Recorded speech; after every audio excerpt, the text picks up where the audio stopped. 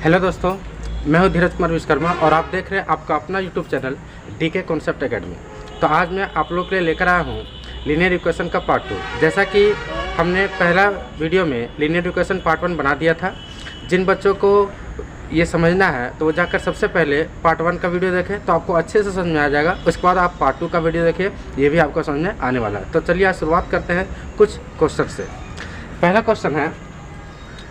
Question बोलता है कि x - 5/2 minus x - 3/5 equal to 1/2 है। ठीक है, तो हम लोग सबसे पहले क्या करेंगे कि इन दोनों का यहाँ पर जो ये 2 और 5 है इसका हम लोग एलसीएम लेंगे, कितना हो जाएगा 10 हो जाएगा। और इसको क्रॉस मल्टीप्लाई करेंगे तो ये 5 से गुना हो जाएगा x - 5, ये वाला इससे गुना हो जाएगा। और ये जो 2 है वो गुना हो जाएगा इसके साथ। यहाँ बीच में माइनस है तो माइनस ही रहेगा। ठीक है, बीच में जो माइनस है वो माइनस का साइन रहेगा। और ये गुना हो जाएगा कितना से 2 × x - 3 के साथ। ठीक है, और यहाँ हो जाएगा 1/2। अब इसको हम लोग सॉल्व करेंगे तो 2 से काटेंगे, 2 × 1 = 2 और 2 × 5 = 10 कट गया। यहाँ 5 से गुना करेंगे तो ये 5x माइनस इस 5 को 5 से गुना करेंगे तो हो जाएगा 25। फिर माइनस में 2 को 1 से गुना करेंगे 2x हो गया। ये माइनस इंटू माइनस हो जाएगा प्लस, और 2 को 3 से गुना करेंगे हो जाएगा 6। और बटे में ये कितना हो गया 5, और यहाँ पर कुछ नहीं तो 1। ठीक है, अब क्या करेंगे कि 5x में 2x घट जाएगा तो कितना बचेगा 3x, और माइनस में 25 और प्लस में 6, तो 25 में 6 गया तो माइनस में 19 बचेगा। और बटे में कितना हो गया 5, और यहाँ कुछ नहीं तो 1 है। ठीक है, अब यहाँ पर क्रॉस मल्टीप्लाई करेंगे जैसा हमने पिछले वीडियो में बताया था कि इसको क्रॉस मल्टीप्लाई करना है। तो ये हो जाएगा 3x माइनस में 19 और बराबर कितना हो जाएगा 5, 5 × 5 और 1 से गुना करेंगे तो ये हो जाएगा। उसके बाद ये हो जाएगा 3x, और ये 5 ये माइनस में इधर हो गया प्लस में, और इसलिए x का वैल्यू निकालेंगे तो 19 और 5 कितना हो गया 24, और बटे 3 काटेंगे तो हो जाएगा 8, और ये हो गया हमारा आंसर। ठीक है, तो आइए देखते हैं हम लोग क्वेश्चन नंबर 2।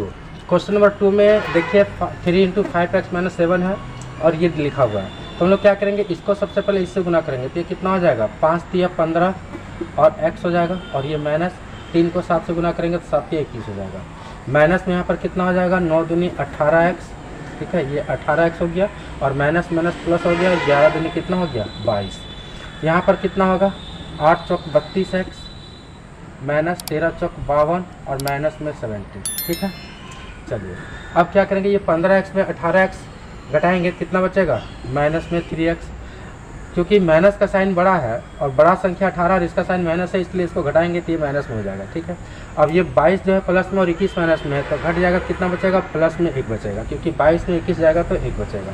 और यहाँ पर देखिए ये हो गया 32x, और यहाँ पर कितना हो जाएगा, देखिए ये दोनों माइनस में है तो माइनस ही रह जाएगा साइन, और 7 और 2 9 हो गया, और 5 और 1 6 69 हो गया। ठीक है, x को एक तरफ करेंगे तो माइनस 3x हो गया, ये प्लस में है 32, इधर आ जाएगा तो माइनस में 32 हो गया। माइनस में 69 और ये प्लस में इधर हो गया माइनस में, यहाँ हो जाएगा 32 और 3 35।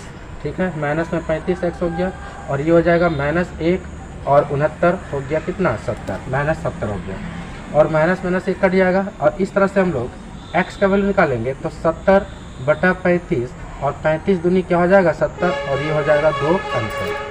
ठीक है, उम्मीद है कि आप लोग को समझ में आया होगा। हम लोग देखते हैं अगले सवाल की ओर। तो आइए हम लोग बढ़ते हैं क्वेश्चन नंबर 4 की तरफ। सबसे पहले हम लोग क्वेश्चन नंबर 3 देख लेते हैं। ठीक है, 3 वाला क्वेश्चन इस प्रकार से है। तो इसको बनाने के लिए सबसे पहले क्या करेंगे, क्रॉस मल्टीप्लाई करेंगे। क्या करेंगे दोस्तों, क्रॉस मल्टीप्लाई। ठीक है, और इसको यहाँ से क्रॉस मल्टीप्लाई करेंगे तो यहाँ पर क्या हो जाएगा, ये हो जाएगा 6x + 7 और इंटू में हो जाएगा 2x + 3। हाँ जी, समझ में आ रहा है आप लोग को। देखिए ये कितना हो जाएगा, ये हो जाएगा 4x + 5, और यहाँ इंटू हो जाएगा 3x और प्लस में 2। ठीक है, अब हम लोग क्या करेंगे, बारी बारी से गुना करेंगे। इस 6x को गुना करेंगे 2x से, तो सबसे पहले 6x लेते हैं और इस पूरा को गुना करते हैं 6x से, तो ये हो जाएगा 2x + 3 हो गया। ठीक है, और फिर ये जो 7 है +7, इस पूरे को गुना करते हैं 2x + 3 से। हाँ जी, बराबर। उसी तरह से हम लोग क्या करेंगे, इस 4x से गुना करेंगे इस पूरे को 3x + 2 को, और फिर +5 को गुना करेंगे इस 3x + 2 को। ठीक है, अब इसको हम लोग सॉल्व करेंगे तो इसको पहले इससे गुना करेंगे तो 6 दूनी 12, और x को x से गुना करेंगे तो हो जाएगा x²। ये हो गया 12x²। ठीक है, और ये प्लस में 6 तिया कितना हो गया 18x। ठीक है, और ये 7 दूनी कितना हो गया 14x, और 7 तिया कितना हो गया 21। अब यहाँ पर इसको गुना करेंगे तो 4 तिया 12 और x से गुना करेंगे 12x² प्लस 4 दूनी कितना हो गया 8x प्लस यहाँ गुना होगा 5 तिया 15x हो गया और 5 दूनी के 10। ठीक है दोस्तों, तो आप लोग इसे ध्यान से देखिए, समझ में जरूर आएगा। देखिए 12x² का जो साइन है यहाँ पर भी प्लस है और यहाँ भी 12x² का जो साइन है वो भी प्लस है, तो प्लस का इधर आ जाएगा तो माइनस हो जाएगा, तो ये प्लस और माइनस क्या हो जाएगा कट जाएगा, ये तो कट गया। अब हम लोग क्या करते हैं x को सॉल्व करते हैं। यहाँ 18x है और यहाँ 14x है, इन दोनों को अगर जोड़ेंगे, दोनों प्लस में है तो जोड़ेंगे तो कितना हो जाएगा 18 और 4 22 और 10 कितना हो गया 32x हो गया और प्लस यहाँ पर कितना हो गया 21। उसी तरह से यहाँ पर 18 और 15 को जोड़े 8 और 15 को जोड़ेंगे तो 15 और 8 कितना हो जाता है 23x हो जाएगा और ये प्लस में 10 हो गया। ठीक है, अब x को x की तरफ कर देना है तो क्या हो जाएगा ये 32x हो गया और माइनस में हो गया कितना 23x।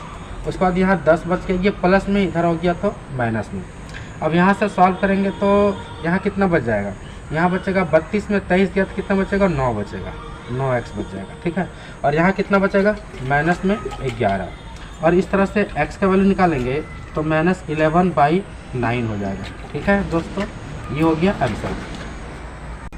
चलिए आज के क्लास का अंतिम सवाल हम लोग देखेंगे, लेकिन उससे पहले जिन्होंने हमारे चैनल को सब्सक्राइब नहीं किया है वो सब्सक्राइब कर लें, लाइक करें और शेयर करें और दोस्तों तक ज़्यादा से ज़्यादा शेयर करें, ताकि जब भी मैं कोई वीडियो आप लोग के लिए बनाऊं, जब भी मैं कोई क्लास आप लोग को दूं तो आप सभी तक पहुंच सके और आप इसे अच्छे से देख सके और समझ सके। ठीक है, तो अंतिम सवाल देखिए क्या बोलता है।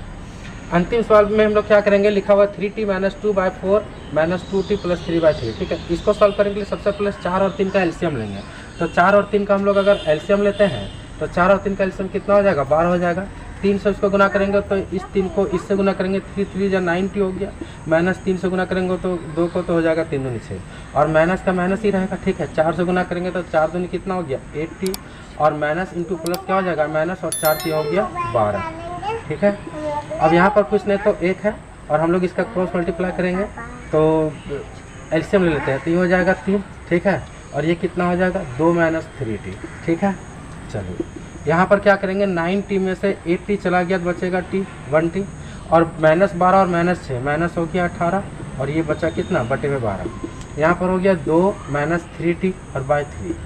ठीक है, 3 से काटेंगे 3 एकम 3 और 3 चौके 12। यहाँ तो कोई दिक्कत है क्या, नहीं। चलिए यहाँ पर क्या करेंगे, अब हम लोग क्रॉस मल्टीप्लाई करेंगे, इसको इससे और इसको इससे। तो इस केस में t - 18 को 1 से गुना करेंगे तो इतना ही हो जाएगा और 4 से गुना करेंगे इसको तो हो जाएगा 4 दूनी 8 - 4 3 12t। ठीक है, और यहाँ से इसको सॉल्व करेंगे तो हो जाएगा t और ये माइनस में है इधर हो जाएगा तो प्लस में 13t। ठीक है, ये 8 ये माइनस में 18 इधर हो गया प्लस में, यहाँ से हो जाएगा कितना -12 है तो यहाँ 12t होगा 13 नहीं होगा। ठीक है, चलिए अब 12 और 1 13 हो जाएगा, ये 13t हो गया और ये 18 और कितना हो गया 26 हो गया। इसलिए t का वैल्यू निकालेंगे तो 26/13 और ये हो गया आंसर 2 कट कर, क्योंकि 13 तो नहीं होता है 26। तो आई होप आप लोग को समझ में आया होगा। आप लोग इसी तरह से हमारे चैनल के साथ जुड़े रहें और हमें इस तरह से सपोर्ट करते रहें। Thank you.